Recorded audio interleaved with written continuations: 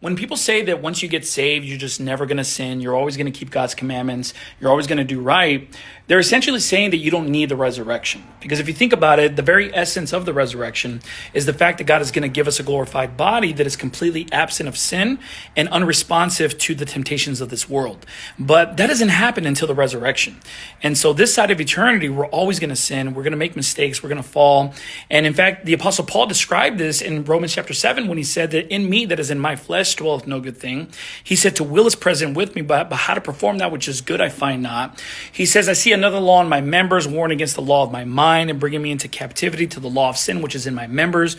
O wretched man that I am, who shall deliver me from this body of death? He describes this conflict in Galatians chapter 5 when he says that the flesh lusteth against the spirit against the flesh. These are contrary the one to the other, so that ye cannot do the things that ye would. And so the solution to that conflict is the resurrection.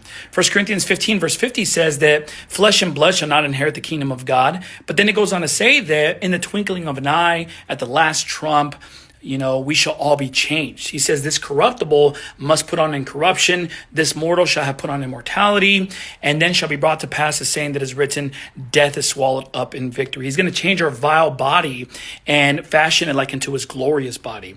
And so think about that. Thank God for the resurrection, that one day we're not going to have to deal with sin, but we do now.